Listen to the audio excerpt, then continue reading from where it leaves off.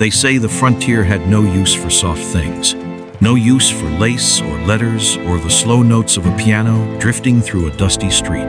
The frontier wanted strong backs and steady hands. It wanted men who could break sod and women who could birth a child in a snowstorm and be back at the stove by morning. So, when a 50-year-old woman stepped down from the Cheyenne stage one gray afternoon in the spring of 1887, and behind her the freight men hauled down a great crated piano wrapped in canvas and rope, the whole of Cedar Hollow stopped to stare. Her name was Adeline Croft. She wore a traveling coat the color of Riverstone, worn at the cuffs but brushed clean, and a small hat that had seen better seasons. Her hair had gone silver at the temples, and there were lines around her eyes that spoke of long nights and longer grief.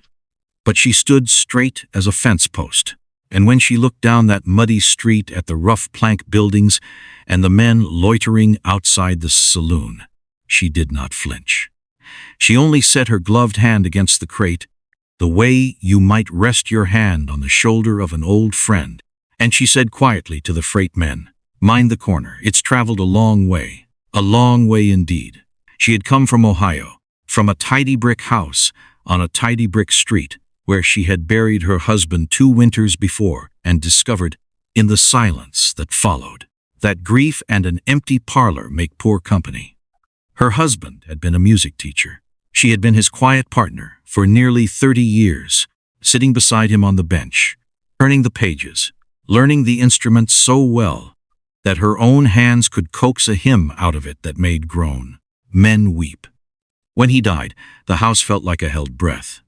And then one morning she had read an advertisement in a church bulletin. A frontier town, far out in the Wyoming Territory, was seeking a teacher of music and letters for its children. Most would have laughed. Adeline read it 3 times, then folded it carefully and put it in her Bible, and within a month she had sold the house. People in Cedar Hollow did not know what to make of her. What use was a piano? They asked one another. Out here where the wind came down off the mountains hard enough to strip the paint off a barn. What use was a woman of 50, traveling alone, spending her last dollars on a teaching room above the dry goods store? The merchant's wife sniffed that she'd not last the summer. The men at the saloon made their crude jokes. And the children, well, the children were curious, the way children always are, and they pressed their faces to the window of the little room above the store and watched her unpack the great instrument piece by piece and tune it string by string, her head bent in concentration. But there was one man in Cedar Hollow who did not stare, and did not joke, and did not say she'd not last the summer. His name was Caleb Mercer, and he was the town's pastor. He was a widower himself, though the town had grown so used to his solitude that they had nearly forgotten it. His wife, Hannah, had died of fever 8 years before, in the same week that the spring floods washed out the lower road. He had stood at her grave in the rain and buried her with his own hands because the ground was too soft for any other man's boots. And afterward he had simply gone back to his work. He preached every Sunday. He sat with the dying. He married the young and christened the newborn and shoveled the graves of the old. And in all those 8 years, no one had ever once seen him weep, and no one had ever once seen him truly smile. He was a good man, everyone agreed, a kind man. But he was a man who had locked a door somewhere inside himself and lost the key and made his peace with the cold. Caleb's church stood at the end of the street, a plain white building with a crooked steeple and a bell that rang flat. And it so happened that the little teaching room Adeline had rented sat almost directly across from it.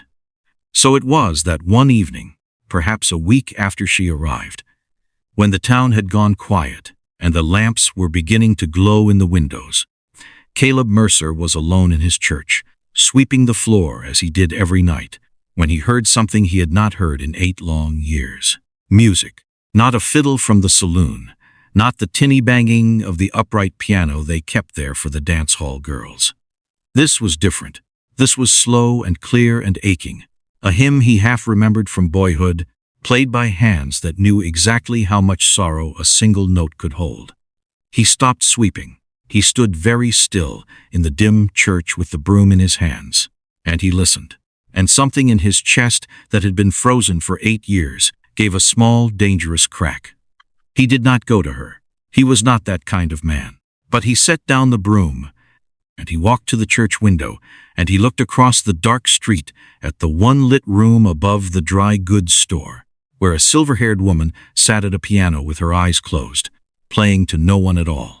After that, Caleb Mercer began to find reasons to be in his church in the evenings. He told himself it was the bookkeeping. He told himself it was the sermon for Sunday. But the truth, which he would not have admitted to a living soul, was that he came to listen. Every evening, as the light failed, the music would begin across the street, and Caleb would sit in the front pew of his empty church with his hands folded and his head bowed, and he would let the sound wash over him like rain on parched ground. Some nights it was hymns. Some nights it was something older and stranger, melodies he had never heard, music she must have carried with her all the way from Ohio. And every night, when the music stopped and her lamp went dark, Caleb would feel the cold come creeping back into the room, and he would rise, and he would go home to his empty house, and he would lie awake longer than he ought. He was a man of 60. She was a woman of 50. Both of them had buried the loves of their youth. Both of them had long since told themselves that the chapter of the heart was finished, closed, set aside for the young who still had time for such foolishness. And yet, it was the children who brought them together, in the end. For Adeline Croft, whatever the merchant's wife had predicted, did not leave at the end of the summer. She stayed, and slowly, one by one, the children of Cedar Hollow began to climb the stairs to her little room. First, the schoolmaster's daughter, who had a gift. Then, the blacksmith's twin boys, who did not, but whose mother wanted them to learn manners along with their scales.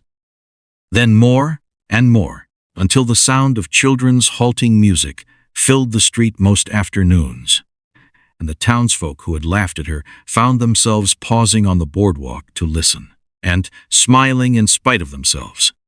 And one afternoon, the pastor's path and the piano teacher's path finally crossed. Caleb had organized, as he did each autumn, a small harvest gathering at the church, a supper, a few hymns, a chance for the scattered families of the valley to come together before the snows shut the roads. It was always a modest affair. But this year, the schoolmaster suggested, why not have the children play? Mrs. Croft had taught them so well. Why not let them perform? So Caleb Mercer, with his hat in his hands, climbed the stairs to the little room above the dry goods store, for the first time, to ask the woman whose music he had been secretly drinking in for half a year whether her pupils might play at his harvest supper. She opened the door, and for a moment neither of them spoke. She knew who he was, of course. Everyone knew the pastor, and he knew who she was. But, standing there in the doorway, in the warm light of her lamp, with the great piano gleaming behind her, and a child's primer open on the bench, they looked at one another the way two travelers might look who realize, suddenly, that they have been walking the same road for a long time without knowing it. Reverend Mercer's, she said. Mrs. Croft, he said. And then, because he was a man who had forgotten how to make small talk, I've heard you play. She tilted her head. Have you? Most every evening, he admitted, and his weathered face colored like a boy's. From my church. I hope you'll forgive the eavesdropping. It's the finest music this town has ever heard. Maybe the only fine thing it's ever heard. It was the most words anyone had heard Caleb Mercer string together about anything that was not scripture. And Adeline Croft, who had played to an empty street for half a year, believing no one was truly listening, felt something turn over gently in her chest. Then you'd better come in, she said, and hear it up close. He stayed an hour. He meant to stay 5 minutes. But she played for him, not for the children, not for the town, but for him alone. And he sat in the only chair in that small room and watched her hands move over the keys, and he felt the locked door inside himself swing slowly, achingly open. When at last he rose to go, he asked his question about the harvest supper. And she said yes. Of course the children would play, And he went down the stairs into the cold autumn dark, feeling lighter than he had felt in 8 years, and more frightened than he had ever felt in his life. For Caleb Mercer had realized, somewhere in that hour, that he had fallen. Quietly, completely. A man of 60, a widowed pastor with gray in his beard, had fallen in love with the piano teacher across the street, and he did not have the first idea what to do about it. He told no one. He was certain it was foolishness. He was certain a woman like Adeline Croft, refined, gentle, full of music, could have no use for a worn-out frontier preacher who smelled of candle, wax and grave dirt, and could not carry a tune in a bucket.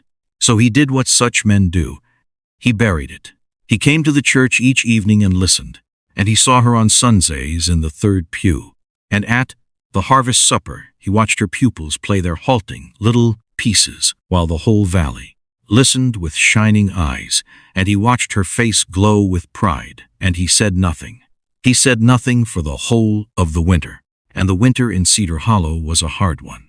The snows came early and deep, and the roads closed, and the valley folded in on itself the way it did every year. But that winter, the cold did not feel as cold to Caleb Mercer, because every evening there was music across the street, and every Sunday there was a silver-haired woman in the third pew whose eyes sometimes met his and held there a moment longer than they needed to. It was Adeline, in the end, who nearly broke first, for she had not been blind. She had seen the way the pastor lingered after services. She had seen the way he found small reasons to walk her home through the snow, her arm tucked carefully through his, both of them, pretending it was only good manners. She had felt, after 30 years of marriage and 2 years of widowhood, the unmistakable warmth of being seen, truly seen, by another human soul, and it terrified her, because she had not come all this way to fall in love. She had come to teach piano. She had come to fill the silence. She had not come to risk her heart again at 50 years of age, only to bury another good man and stand at another graveside. So one gray afternoon in late winter, with the snows blowing sideways and the lamps lit at noon, Adeline Croft made a decision. She would not stay. She would teach through the spring, and then she would go. Back to Ohio, back to safety, back to the quiet she understood. And she sat down to write the letter that would tell the school board of her intention. She never finished it. For there came a knock at her door, and when she opened it, there stood Caleb Mercer, snow on his shoulders and his hat in his hands, looking like a man who had walked 1,000 miles to reach her door, or perhaps only across the street, but had crossed something far wider on the way. "Mrs. Croft," he said. "Adeline," and his voice shook. "I am 60 years old. I buried my wife 8 years ago, and I told myself I'd buried my heart with her. I am not a clever man.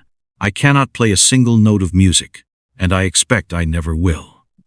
But I have sat in my cold church every evening, for the better part of a year, listening to you play, and I have come to believe that God did not bring you to this town for the children alone." He stopped. He swallowed hard. "He brought you here for me.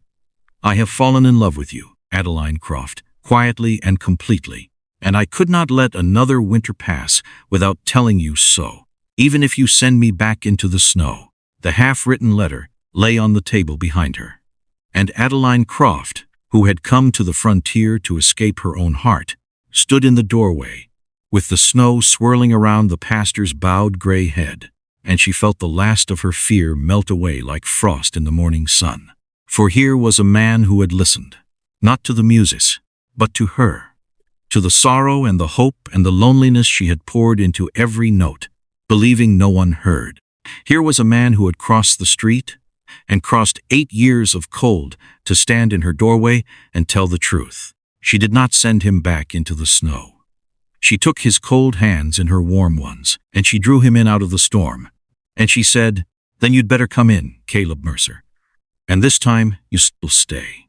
They were married that spring, in the plain white church with the crooked steeple, on the first warm Sunday after the roads opened.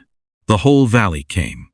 The children Adeline had taught played the wedding music, every halting note of it, and not one soul in that church found it anything but beautiful. The merchant's wife wept openly into her handkerchief and told everyone she had known all along. And Caleb Mercer, the pastor, who had not smiled in 8 years, stood at the front of his own church and smiled so wide and so long that the old folks said they nearly didn't recognize him. He had buried so many in that little church. He had married the young and christened the newborn and shoveled the graves of the old. And now, at 60, with the woman he loved beside him, he understood at last that it is never too late, that the heart does not retire, that love, when it comes, even late, even gray, even after grief has done its worst, no less true and no less worth the having. They had 11 years together, Caleb and Adeline. 11 years of music drifting through the streets of Cedar Hollow in the evenings. Only now it drifted out of the parsonage, where a piano stood in the parlor by the window. 11 years of two graying heads bent together over a hymn book, of an arm tucked through an arm on the walk home from church, of a kind of happiness that the young, for all their time, rarely know how to value. When Caleb finally passed, in his sleep, in his 81st year, Adeline played at his funeral with her own hands, the way she had once played to an empty street, believing no one heard.